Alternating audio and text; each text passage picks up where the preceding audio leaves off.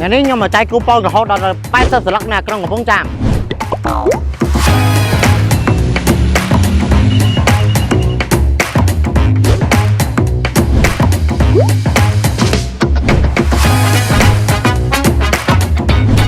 ថ្ងៃទី29ដល់ថ្ងៃទី30ខែមេសាខាងមុខនេះនៅខេត្តកំពង់ចាមកំពុងចូលរួម event របស់ Play Machine Hyundai Xterra ដែលមានទីតាំងស្ថិតនៅក្រុងកំពង់ចាមសន្តាគារ LBN Asian ហើយថ្ងៃនេះខ្ញុំមានកិត្តិយសដើម្បីចែកគូប៉ុនទៅដល់បងប្អូននៅខេត្តកំពង់ចាមហើយចង់ដឹងថាបងប្អូនណាខ្លះមានសំណាងទទួលបានទស្សនាមួយខ្ញុំទាំងអស់គ្នាវាសួរពូអានោះប្រូផេងម៉ាស៊ីនពូប្រូផេងម៉ាស៊ីនមកអីគេដែរដូរទៅនឹងមកអីអូ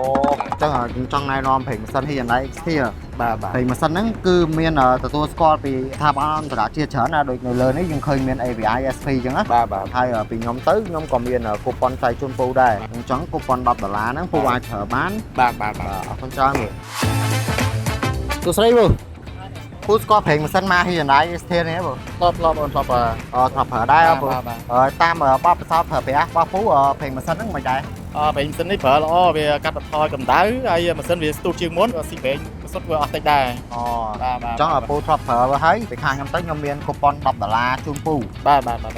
បងបដូរផេងម៉ាស៊ីនប្រហែលគីឡូបដូរម្ដងវាអត់ទៀងតែមួយខែអត់ដូរអញ្ចឹងបាទហើយបងស្គាល់ផេងម៉ាស៊ីនមកនេះផេងម៉ាស៊ីនហ្នឹងវាទទួលស្គាល់ដោយស្ថាប័នច្រើនដូច API SP អីចឹងណា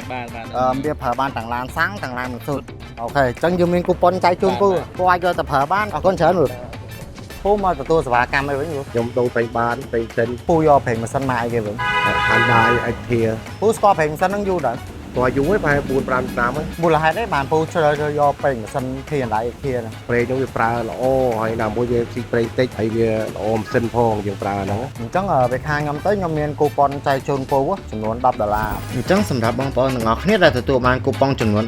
នេះអាចយកទៅប្រើប្រាស់បាននៅយន្តដ្ឋានសៀងឡនដែលមានទីតាំងស្ថិតនៅភូមិជើងឡងសង្កាត់សួងក្រុងសួងខេត្តត្បូងឃ្មុំសម្រាប់អ្នកខេត្តកំពង់ចាមកុំភ្លេចចូលរួមទាំងអស់គ្នានៅថ្ងៃទី29រហូតដល់ថ្ងៃទី30ខែមេសាខាងមុខនេះចាប់ពីម៉ោង8ព្រឹករហូតដល់ម៉ោង8ល្ងាចដែលមានទីតាំងស្ថិតនៅទីក្រុងកំពង់ចាមសន្តាគារ LBN Asian អញ្ចឹងខ្ញុំមកសូមរៀបរាប់ទូទៅអំពីលក្ខណៈពិសេសរបស់ប្រេងម៉ាស៊ីន Hyundai Xterra បន្តិចសិនប្រេងម៉ាស៊ីននេះធ្វើឲ្យម៉ាស៊ីនស្ទុះខ្លាំងទីប្រេងឥន្ធនៈតែកាត់បន្ថយសំណឹកកំទេចកំទីនៅក្នុងម៉ាស៊ីនធ្វើឲ្យម៉ាស៊ីនមានអាយុកាលយូរអង្វែងហើយប្រេងម៉ាស៊ីននេះផងដែរក៏ទទួលស្គាល់នៅស្ថាប័នធំៗដូចជា API SP ស្ថាប័នរបស់អាមេរិកទី2 ISAC ជាស្តង់ដាររបស់អន្តរជាតិទី3 ACEA C316 ស្ថាប័នរបស់អឺរ៉ុបទី4 JASO ស្តង់ដាររបស់ជប៉ុនអញ្ចឹងបងប្អូនខ្ញុំនៅសល់គូប៉ុនជាច្រើនសន្លឹកទៀតសម្រាប់បងប្អូនហើយបើសិនជាបងប្អូនចង់បានគូប៉ុនទាំងអស់ហ្នឹងបងប្អូនគ្រាន់តែធ្វើការ like share comment ទៅលើវីដេអូនេះនៅក្នុង page ផ្លូវការរបស់ Hyundai Xterra Cambodia ហើយក្រុមការងារពួកគាត់នឹងធ្វើការជ្រើសរើសឈ្មោះបងប្អូនដើម្បីទទួលបានរង្វាន់នេះហើយបងប្អូនអាចមកទទួលយកគូប៉ុននេះផ្ទាល់បានសម្រាប់តែថ្ងៃទី29និង30នៅឯក្រុងកំពង់ចាមសន្តាគារ LBN Asian អញ្ចឹងកុំភ្លេចបងប្អូនជួបគ្នាថ្ងៃទី29ថ្ងៃទី